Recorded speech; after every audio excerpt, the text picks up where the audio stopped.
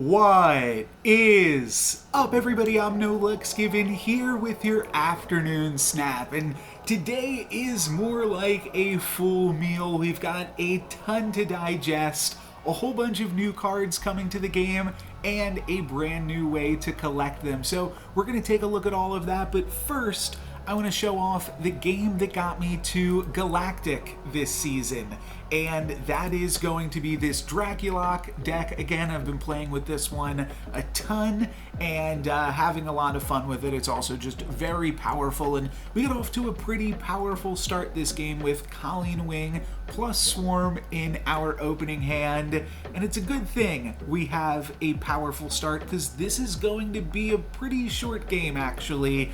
It's going to be a TVA game, only 4 turns this game, so it's a good thing we'll be able to make some additional swarms, and I'm feeling pretty confident that we'll be able to take this one. Now, I do have to play Morbius on this second turn, otherwise Colleen Wing has a 50-50 to discard the Morbius, but I do think that we can still make Morbius big enough to justify playing it. It will be a 2-4 because we will be discarding at least 2 cards here with playing Colleen Wing next turn and then playing Moon Knight or probably Lady Sif on that third turn. Location number 3 is going to be Baxter Building after my opponent plays an agent, so we will definitely want to battle for Baxter Building plus 3 power. In the other locations will definitely be a huge help. So going to throw Colleen Wing there, and then we'll probably wind up throwing my swarms there in some capacity as well. We'll see what we draw, I suppose.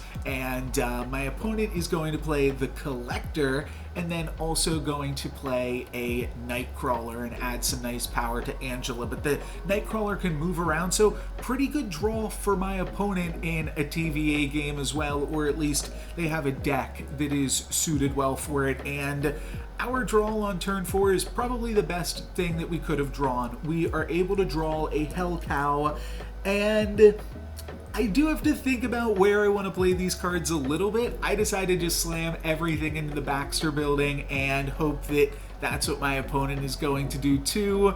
Maybe I could have thought about this a little bit more, put a swarm into TVA, a swarm into Titan, something like that to mix it up in case my opponent ignores Baxter Building and tries to just play for the other locations. But the thing is, like, Nightcrawler can't win TVA by itself. My opponent will still have to play some additional stuff into Titan as well if they'd like to try to win in that location, because we're going to give Morbius plus 4 this turn with these Hell Cow discards. So felt pretty good about my chances here, and seeing that my opponent played into the Baxter Building definitely made me feel pretty confident that we were going to win this one, and I was only 2 cubes off of hitting rank 90, so this one will be able to get me there. My opponent plays a Moon Girl, but that is not going to be enough. So with this victory, I will collect my rewards and show you guys that as well, but that is going to get me to the Galactic rank for this Wakandan season. So pretty sweet stuff there. Let's move over into the update though and talk about some of the new features coming to the game. We've got first off the token shop that is being previewed here, and I believe, I didn't read through all of this super carefully, but I believe you're no longer going to be able to get boosters in as you level up. Those are all, I believe, going to get replaced with a new item called Collector's Tokens, and that will significantly help you speed up your process of obtaining new cards, since boosters aren't something that you're otherwise limited to. You can get enough boosters each day just by playing, and the collector tokens will actually help you unlock more cards. So that's pretty cool just in that capacity, but it will also allow you to target specific cards. And there's kind of a weird system where the shop re-rolls every 8 hours. That's kind of just to get you opening up the app and taking a look for the cards that you want, of course. But it could be a little bit annoying, and I'm sure some players will complain that, like, oh, I really want Deadpool and I've been waiting for him for 2 weeks and I've never seen him show up.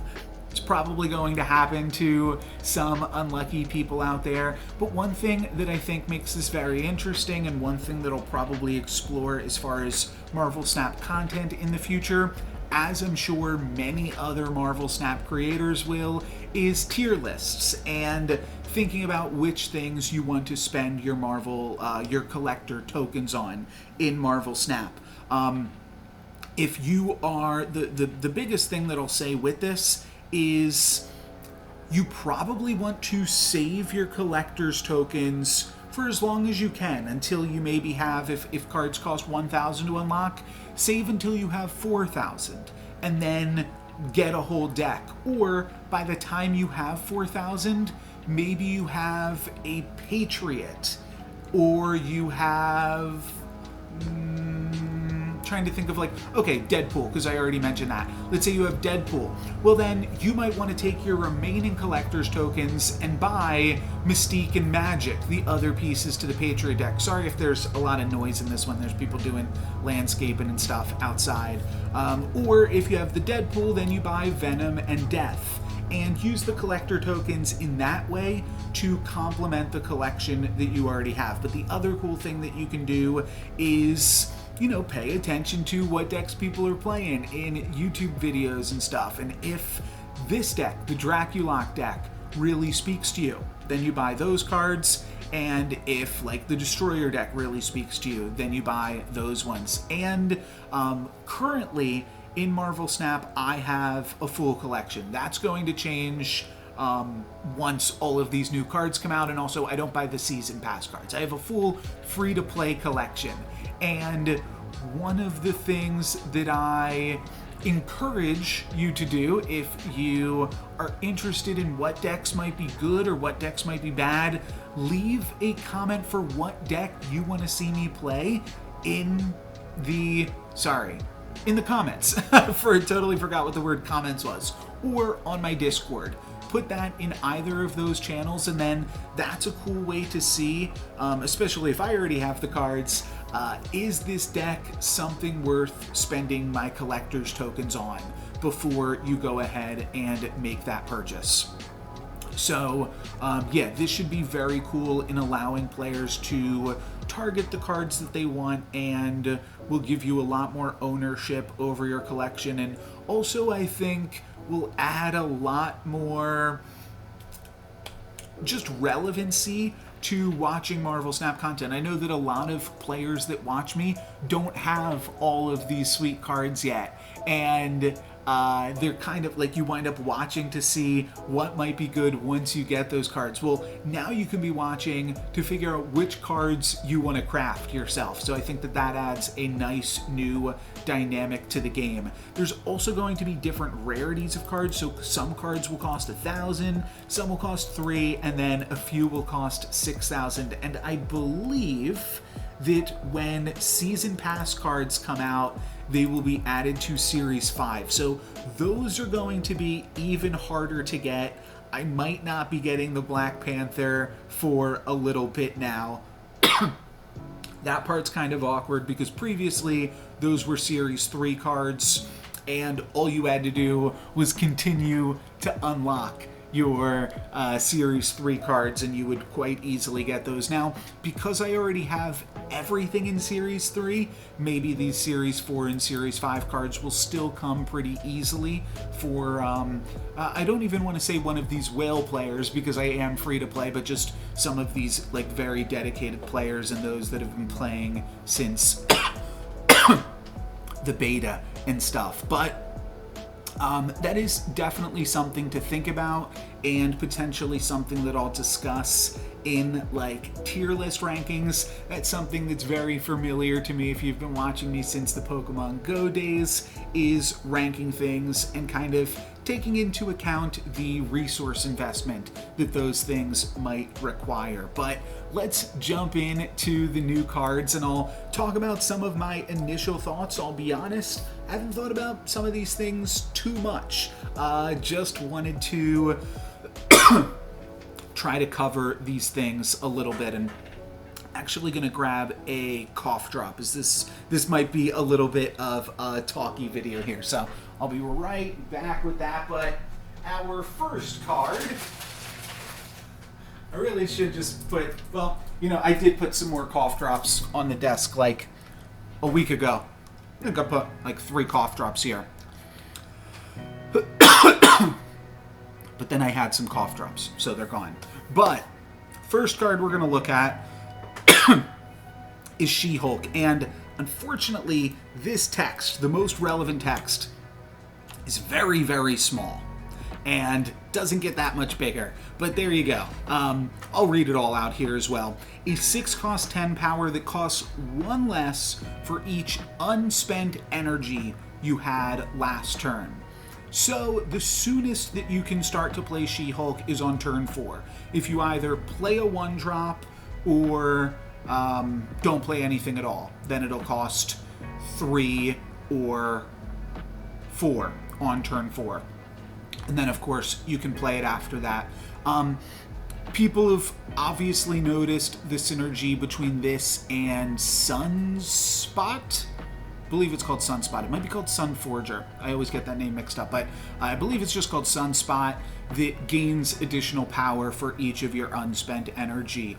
Notably, though, this card is not super synergistic with Infinite, the other card that is good with Sunforger there, or Sunspot. Yeah, it's definitely Sunspot.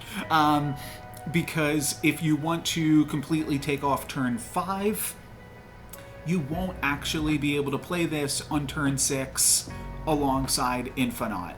Now, you're still spending 6 for 10 power, which is a fine rate if you compare it to something like America Chavez.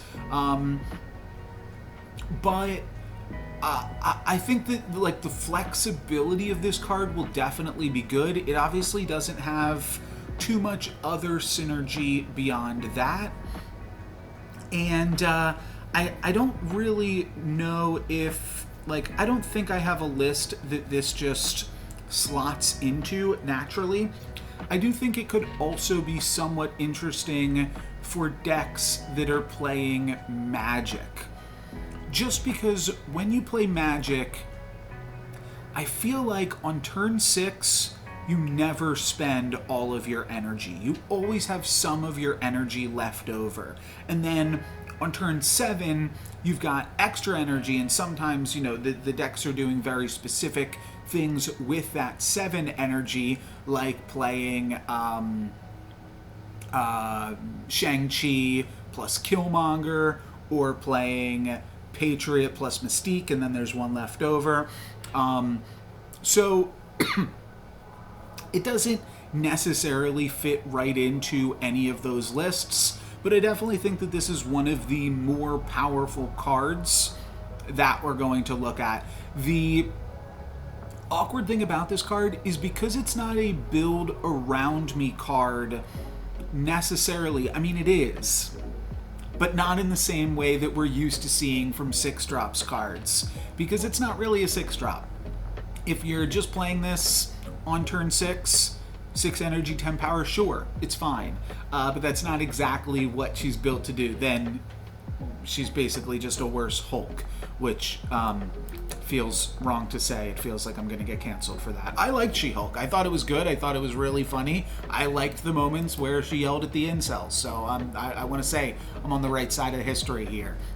Also from She-Hulk, we have Titania. Whenever any card is played at this location, this card switches sides. And some of these cards I've seen in like some data mines and things, and they've been shared around on Discord forums.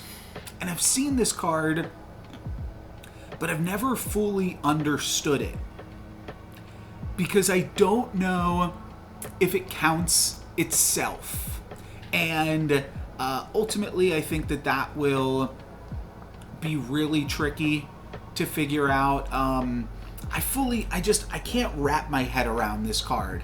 The best way to use it is going to be in a location that your opponent has already filled up or already placed 3 cards at. And I believe that it doesn't count itself. I think that would be pretty terrible, because then you'd just be sending it immediately over like a Hobgoblin does. And I don't think it does that. But if your opponent already has 3 cards at a location, then you can kind of play Titania without any drawback, because if they want to play a card to try to steal it, then their lane will be full.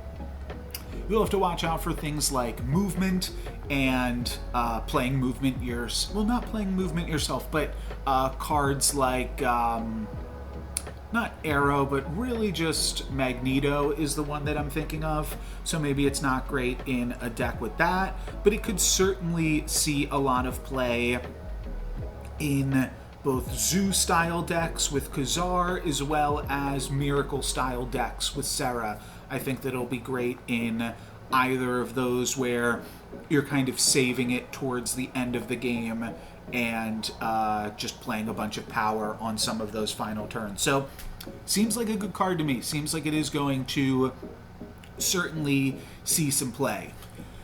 This one, though, I'm not sure about. Luke Cage, ongoing, your cards can't have their power reduced. So, I am going to assume that this will also blank things like Scorpion,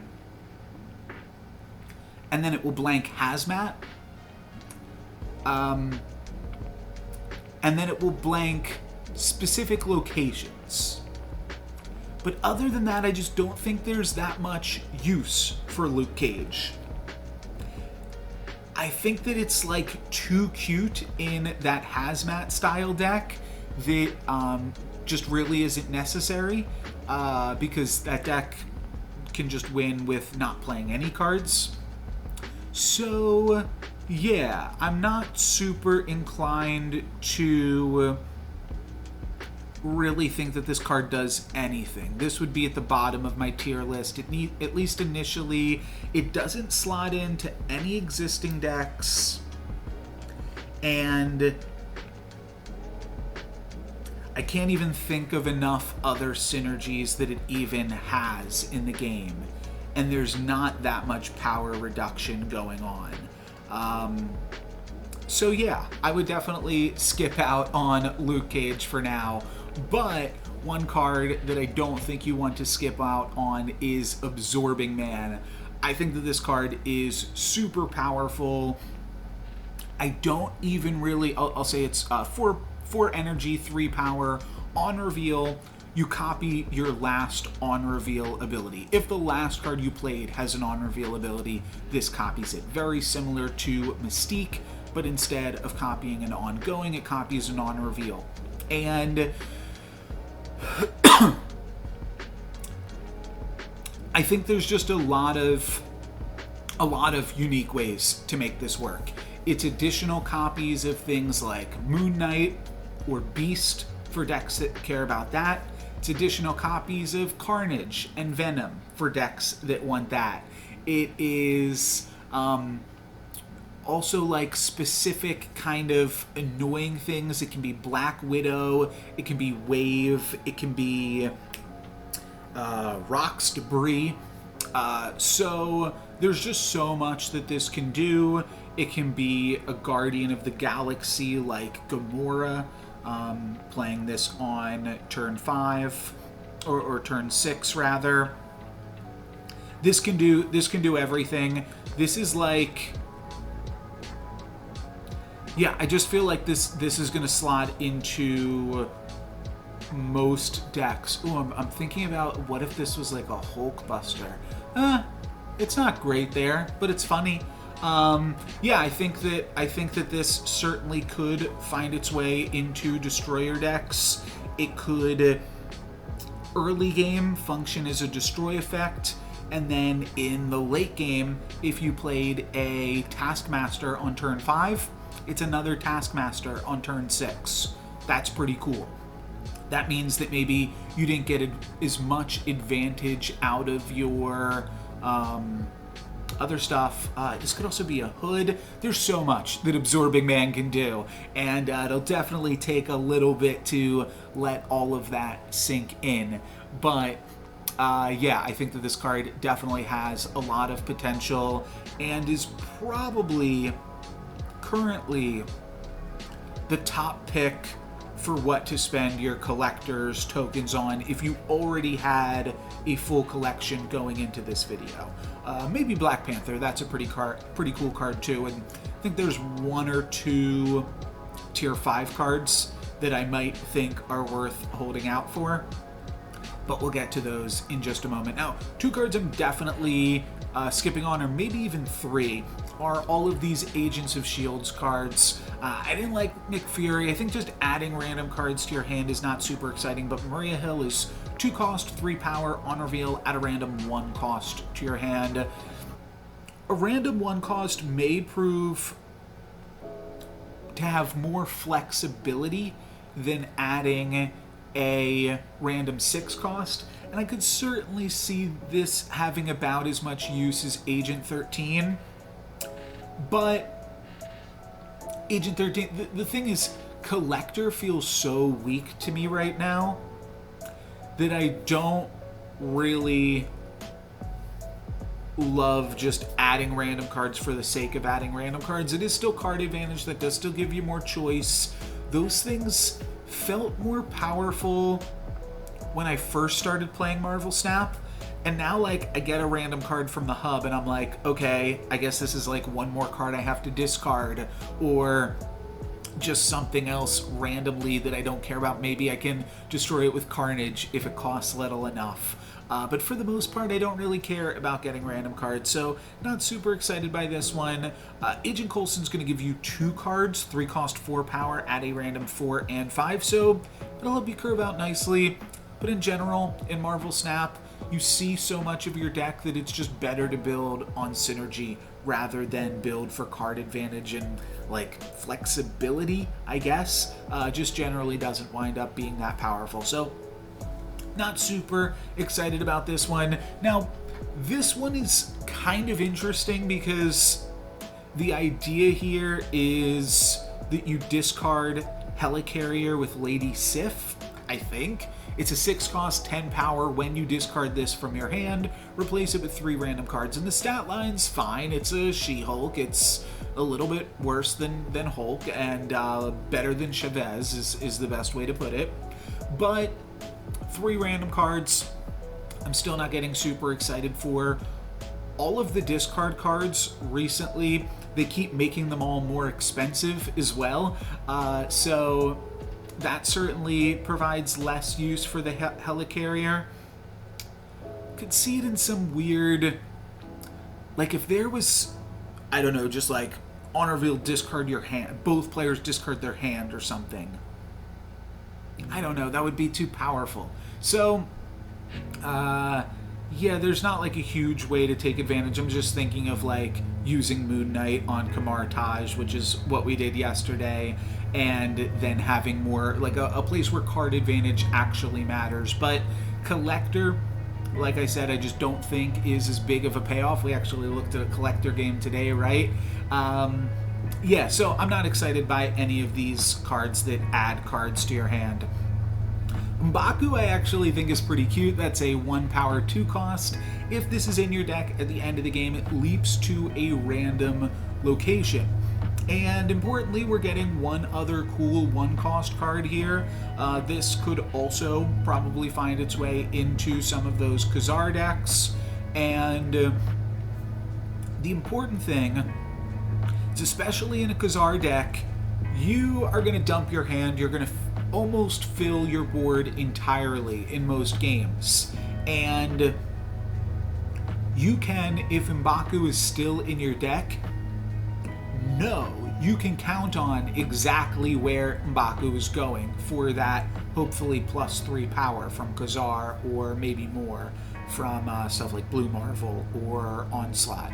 So this has a little bit more consistency than I think people give it credit for. It's only going to remain in your deck 1 out of every 4 games, potentially more in a TVA game.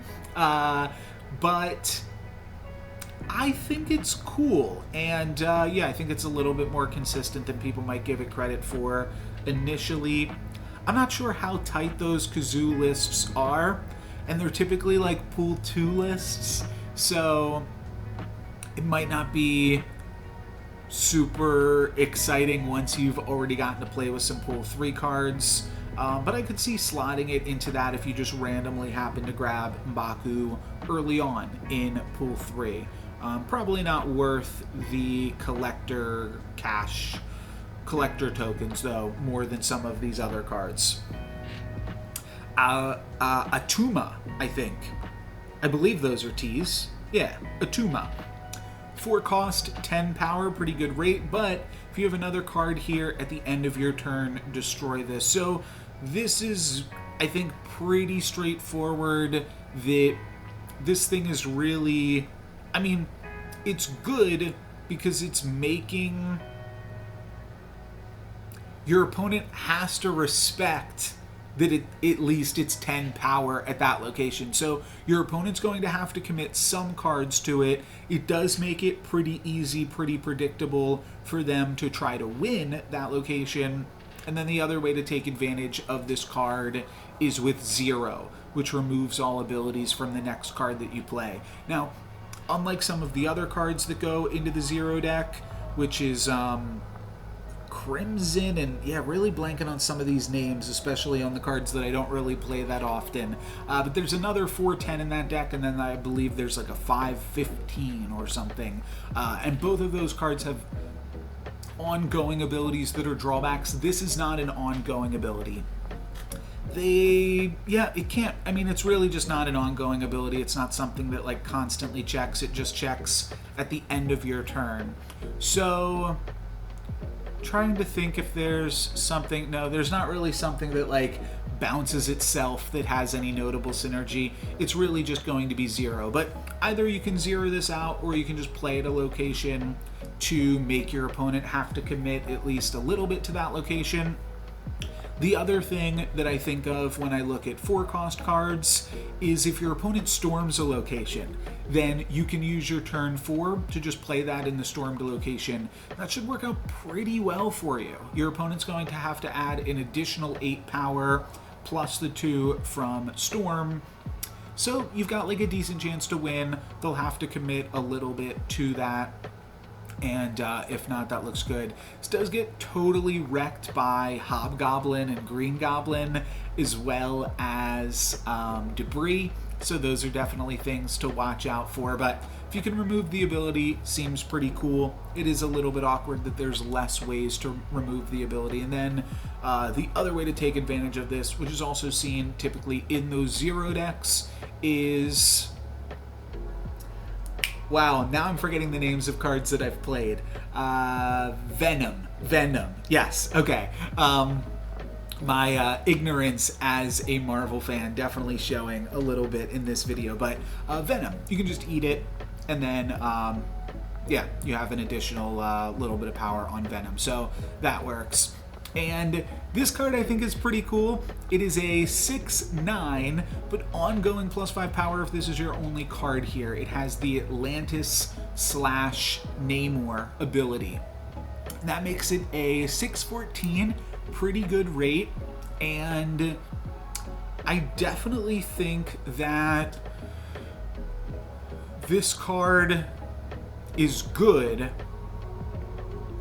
but admittedly, it doesn't really sneak into too many decks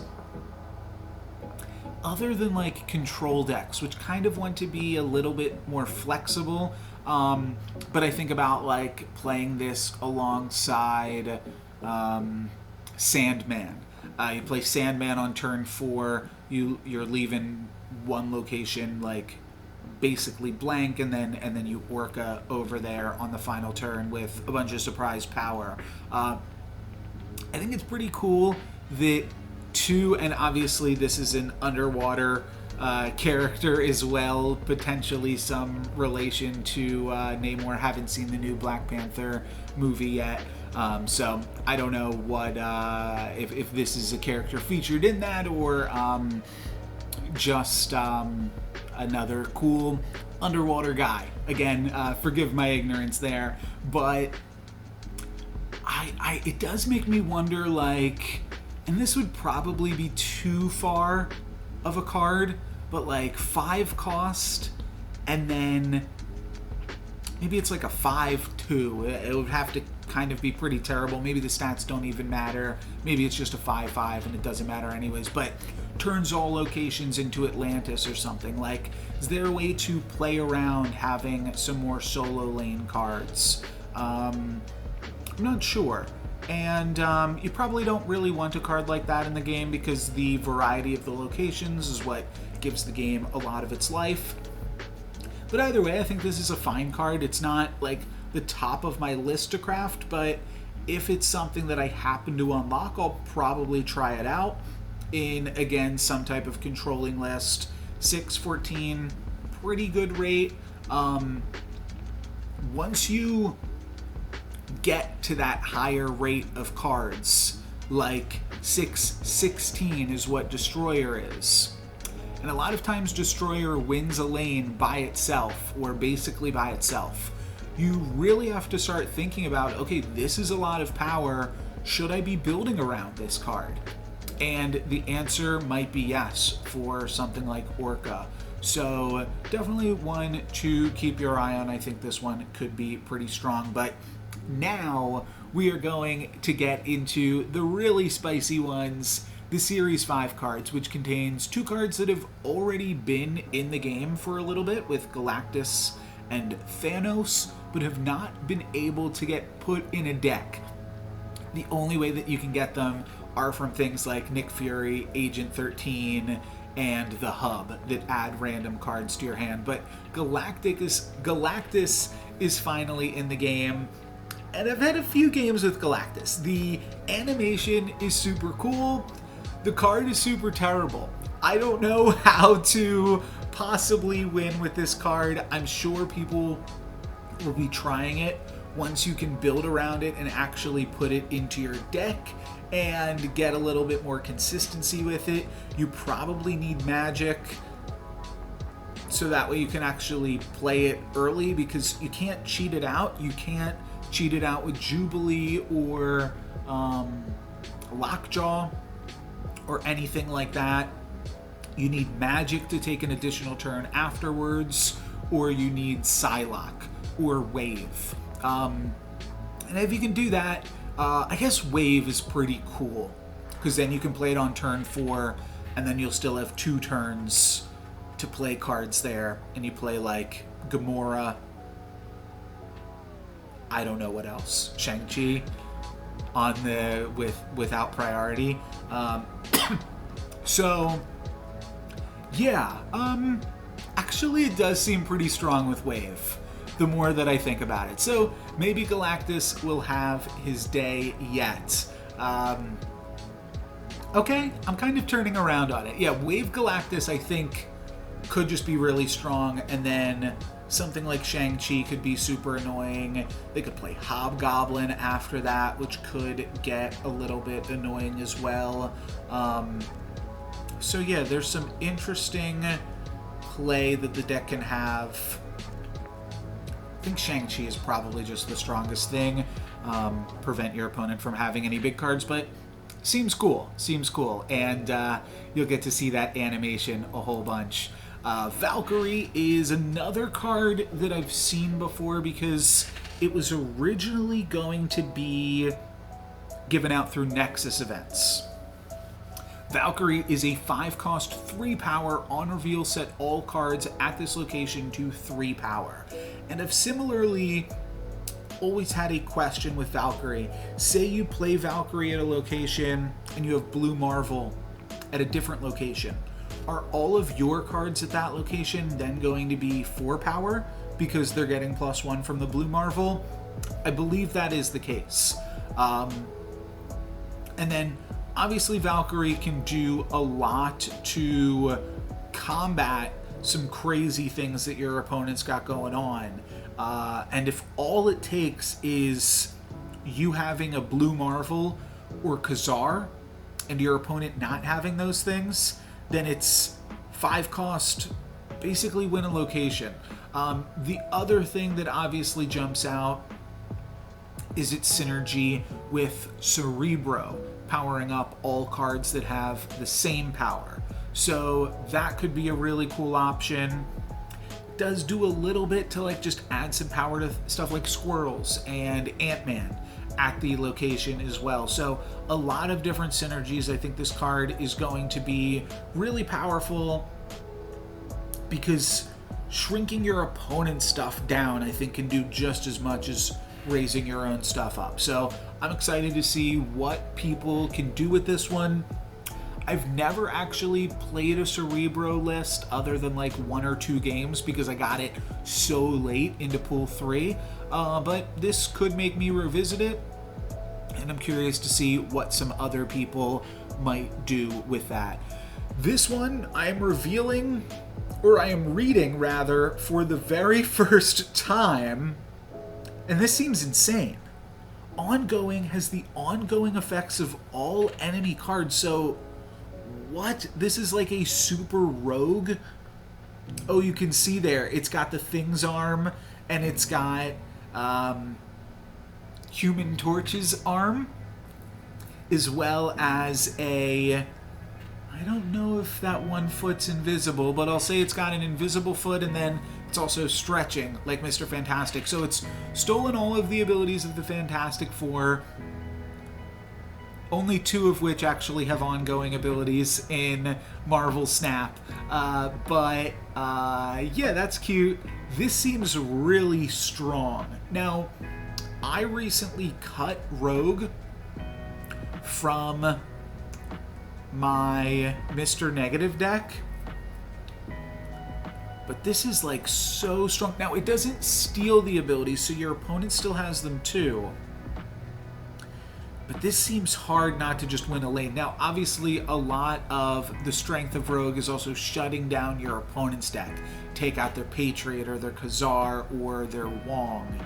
And this is not going to do that. It's just going to give you random effects that you might not be able to use. So I can see where that wouldn't be as powerful as I initially thought, but this is cool. This is cool. I don't think it's going to be as powerful as the next card or the last card, but it's certainly a cool one. And in particular metagames, I could see it being really strong. As the game expands, I think that this card gets worse, and that sounds like it might be counterintuitive because there's obviously going to be more ongoing effects as the game expands, but there's just going to be more things that you won't be able to plan for. I think for that reason, that's why I cut Rogue, by the way, from my Mr. Negative deck. When Rogue was really good, everybody and their mama was playing Iron Man. Now you don't see Iron Man that much, so not as exciting, but still a really cool ability that I'm just reading now for the first time. Now, Shuri, I think, is sure to be a really powerful card. 4 cost, 2 power on reveal, double the power of the next card you play. This is obviously set up to be super synergistic with the Black Panther, which will double, then double, and yeah, just be quite powerful. So I think that Shuri is basically immediately going to have a home there. I'm not sure what other types of decks you could play it in, but I'm also thinking then you could add Taskmaster to the Black Panther decks and get to copy 16 in another location. Yeah, there's no reason you can't play this. I mean, it would be off curve, but you could play this with a typical 6-drop card. Just play this on turn 5 and then like put this in your Destroyer deck, and now your Destroyer's hitting for 32. Could also see turn 4 this, turn 5 the 5 mana 15 character. Like some things with high power but high drawbacks, and you kind of get to ignore the drawback by doubling the power. Because who cares if all of your opponent's cards at the location get +2?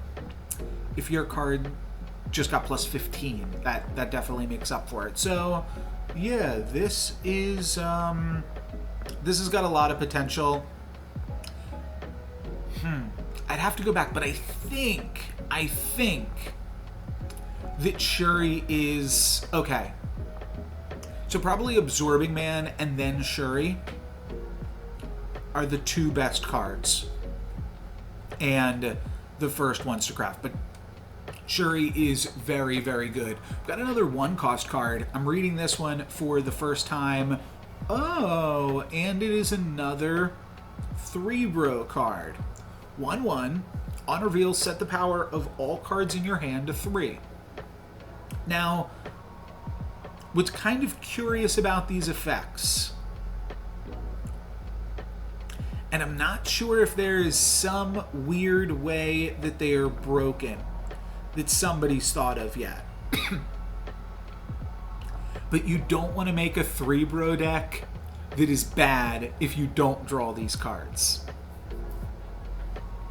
So, I'm not actually sure if these effects are super exciting, especially this one. The Valkyrie is good because it can shrink your opponent's cards too. This really just pumps your Cerebro and your Mystique, which it can do. The other thing that I guess could be curious is if it could shrink your Onslaught, allowing you to put Onslaught into the deck. That could be cool. Might be a little bit too random, but I'd be curious to try it out. And yeah, seems strong, because that's always the thing that I didn't like about the Cerebro deck compared to a Patriot deck, is you can't play Onslaught. But if you could, that would be really sweet. And then finally, speaking of really sweet, we've got Thanos, 6 cost, 8 power, 6 energy, 8 power. At the start of the game, you shuffle 6 Infinity Stones into your deck. These 6 Infinity Stones. Not going to be random ones. It's going to be the same 6 every time, 1 copy of each. They all do something different. Mind Stone, 1/1, draws 2 cards. They all draw 1 card. Mind Stone just draws 2. I'm pretty sure. Power Stone, 1/3. If you've played all 6 stones, Thanos gets plus 10 power. And that's an ongoing ability. That's interesting. But it pumps him wherever he is. So if he's in your hand, he still gets pumped and could get discarded to Dracula or something. If that's the idea. I'm not sure. Reality Stone. 1/1, transform this location into a new one, draw a card. Oh, Power Stone does not draw a card. Okay. Soul Stone, draw a card, 1/1. Ongoing enemy cards here have -1 power. So it's like a 1/5, potentially, like an opposite of Patriot. And no, I don't think Soul Stone is good enough to make Luke Cage remotely playable at all. Oh, interesting. You could use, and I just remembered the name of Typhoid Mary. You could use Luke Cage with Typhoid Mary. Okay. Space Stone, 1/1. Next turn you can move 1 card at this location, draw a card. By the way, I don't think any of these are unlockable cards, or Thanos might actually be good. If you could put 2 of each stone into your deck. It would be something interesting, but probably not great. And then lastly, we've got Time Stone, which totally replaces itself. Gain 1 energy next turn and draw a card. Now, the fact that all of these replace themselves, allowing you to draw a card, is definitely good. If you randomly hit that location that makes everything cost 1 less, obviously that's pretty good news for you. Though the trick is this still takes 7 slots on the board to make use of. Now, maybe all of this works in some weird capacity in a beast deck. And the other thing that's interesting is you don't have to have all of the Power Stones in play. You just have to have played all of the Power Stones. However, if Power Stone itself, and I'm sorry, I didn't mean to call them all Power Stones, but are they? what are they called? Infinity Stones, that's right. Apologies again. But if Power Stone gets destroyed by a Killmonger, then, or if it gets removed, this is an ongoing ability. I think that I'd like to see Power Stone just become an on-reveal ability, if possible, so that way you didn't have to worry about it. But I guess maybe there's some synergy here that you could double the Power Stone and have that be somewhat interesting. But the point I was getting to, maybe you can bounce these stones, which gives you additional card draw into the deck if you want to replay them. And if you decide not to replay them, then you've still played them once, and the Power Stone still counts that. So that's kind of interesting. That said, this is all a lot of work for a 6/18, which is good. I've put in a lot of work for Destroyer, as I've said. But you still have to win one of the other two locations. So maybe that's with Collector and then a bunch of bouncing. But as I've said a few times in this one, I don't think Collector's juice is worth the squeeze. I don't think he gives you enough juice. So, I don't think that Thanos is great, but I know that a lot of players are still excited to play it. Maybe just if you're stingy or you don't have that many collector's tokens, don't spend them all in one place. Or if you do, go for something a little bit more straightforward, like Shuri, especially if you purchased the Season 1 pass and got the Black Panther. Probably want to get Shuri as soon as possible, and then otherwise I think Absorbing Man and She-Hulk are some of the first cards, and Titania are the first cards that people are going to wind up going for in the token shop. But this is a bunch of words on Marvel Snap. Really excited to play with these new cards and see what the token shop has to offer. I didn't go too much in the specifics of it all, but there is also some numbers to hit here. No, this isn't what I meant to point out. These are important numbers to know. 1, 3, and 6,000. These are the important things to point out right now. If kind of putting this at the end of the video, maybe I should have put this sooner, but these are numbers that you're going to want to hit as soon as possible, because I don't know when this token shop thing is going to launch, but when it does, if you have 1,000 collector level, you'll get 6,000 tokens for free, which is pretty big. And if you have 3,000, then you'll get 1,200 or 12,000, sorry, for free. It's all in the thousands. About to sneeze, I feel like. This gets you 2 level 4 cards or 1 level 5. This gets you 4 or 2 by the breakdown up here. So you'll definitely want to push, whether that's playing some more. You could decide it's worth it to spend a little bit of money if it'll help you hit this collector level. Probably not going to announce when that's going to drop, but that's going to be probably within the next 2 weeks. I don't think we're going to have to wait 2 weeks for this feature. If you're not at 500 yet, that's not a big deal. As soon as you get to 500, then you'll be given the 3,000 tokens to be able to use that, which means as soon as you hit level 500, you're able to craft Patriot, Mystique, Magic, bang, and grab those cards right away. That's the thing about a lot of these Series 4 apologies. That's the thing about a lot of these Series 4 and Series 5 cards is they're